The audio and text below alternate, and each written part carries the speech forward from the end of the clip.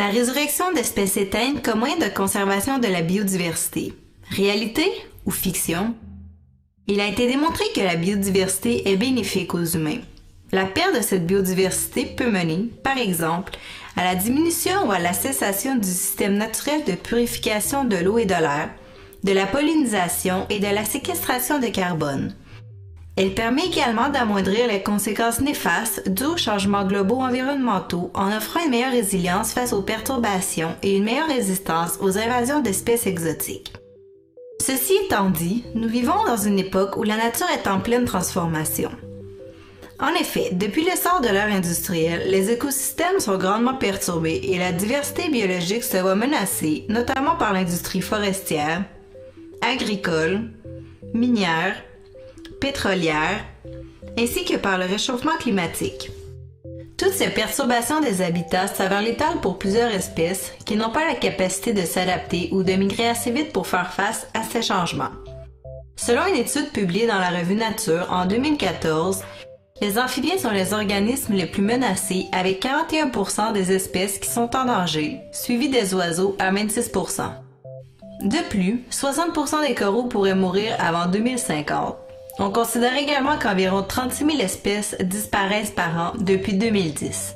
Nous vivons donc actuellement la 6e extinction de masse, aussi appelée l'extinction de l'Holocène, où près de 75% des espèces auraient disparu en l'an 2200 si rien n'est fait pour ralentir ce taux d'extinction.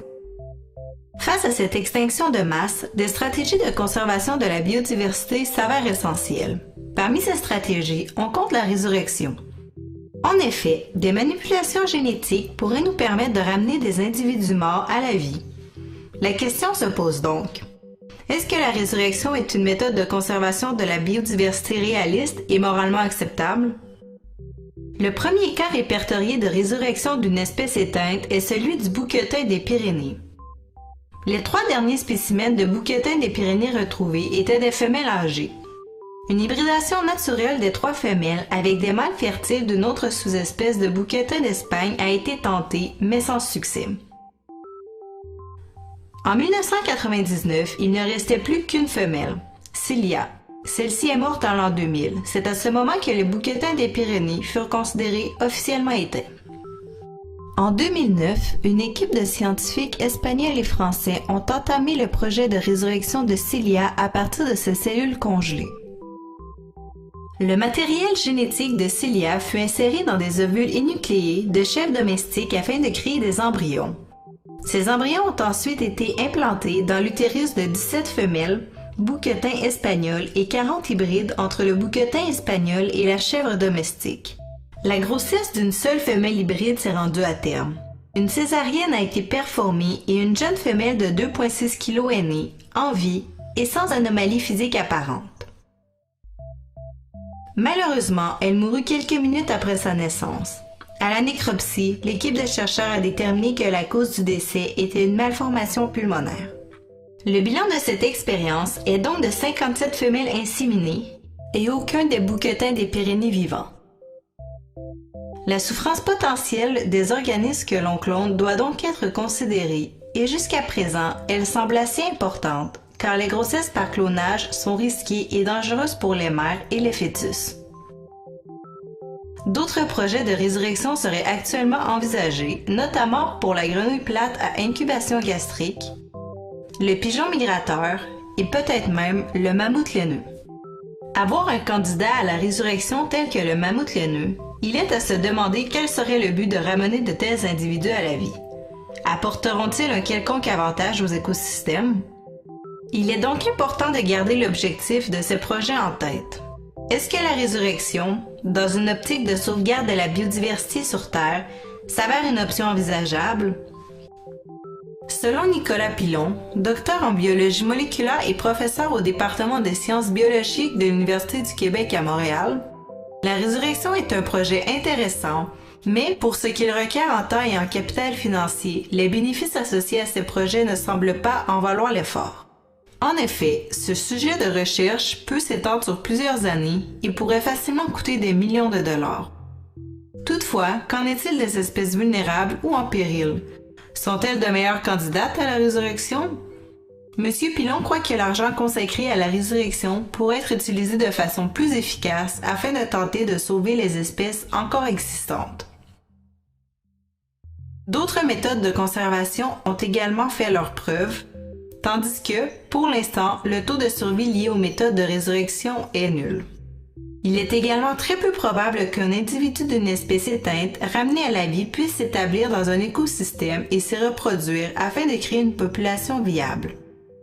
Toujours selon M. Pilon, il est essentiel d'avoir un brassage génétique dans une population et, en ce qui concerne la résurrection, le matériel génétique utilisé est souvent issu d'un seul individu. Une population viable issue du matériel génétique d'un seul individu ne semble donc pas réaliste. Ainsi, il serait probablement mieux de prioriser la protection d'une espèce avant qu'elle ne soit éteinte. Jean-François Giroux, écologiste et professeur à l'Université du Québec à Montréal, pense aussi en ce sens. En plus des difficultés génétiques qui pourraient nuire à la viabilité des espèces, plusieurs autres problèmes sont envisageables. En effet, il faut prendre en compte l'intégrité des écosystèmes d'accueil qui peuvent être compromis si l'espèce réintroduite est éteinte depuis longtemps et que l'écosystème dans lequel elle vivait a depuis changé. Sa réintroduction pourrait être perçue comme l'équivalent de l'introduction d'une espèce non indigène dans un nouvel écosystème. Ceci pourrait perturber les écosystèmes en créant des problèmes tels que la perte de la biodiversité, causée, par exemple, par une trop grande compétitivité de l'espèce introduite face aux autres organismes présents. Un autre élément important est de connaître les facteurs limitants.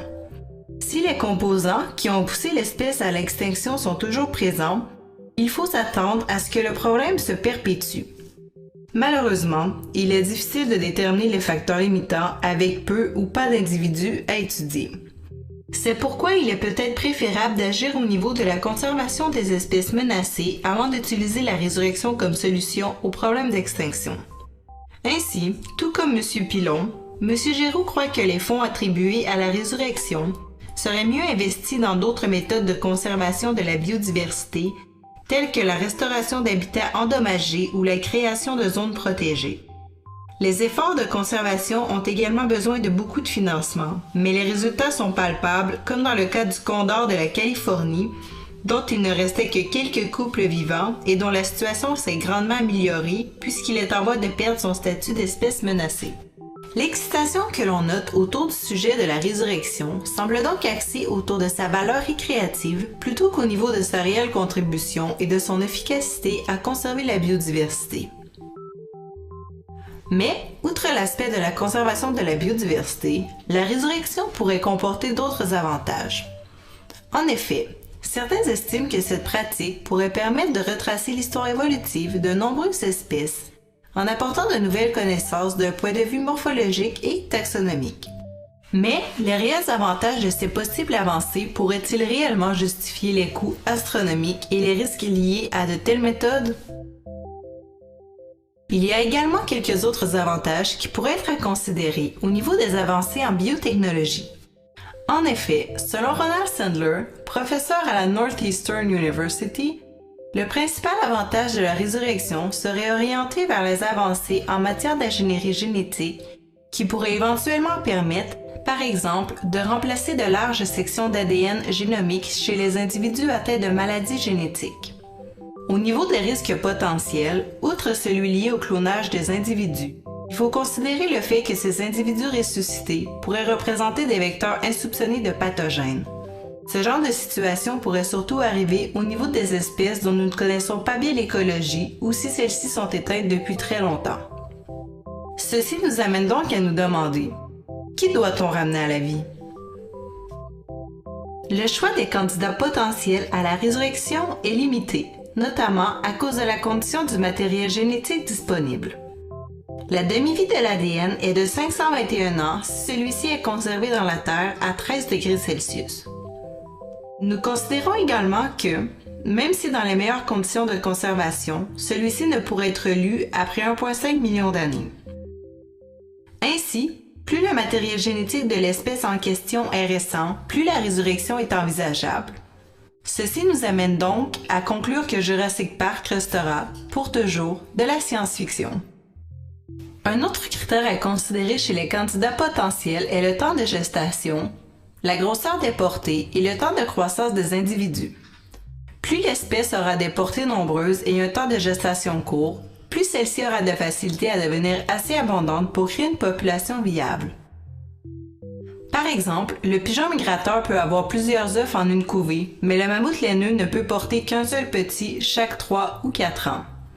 Dans cette optique, le pigeon migrateur serait donc un meilleur candidat que le mammouth laineux. De plus, la question de la perturbation des écosystèmes, comme mentionné précédemment, demeure. Les individus réintroduits amèneront-ils plus de tort que de bénéfices aux écosystèmes? La résurrection nous amène également à nous poser de nombreuses questions d'ordre éthique. Par exemple, supposons qu'il soit envisageable de ramener des espèces éteintes à la vie.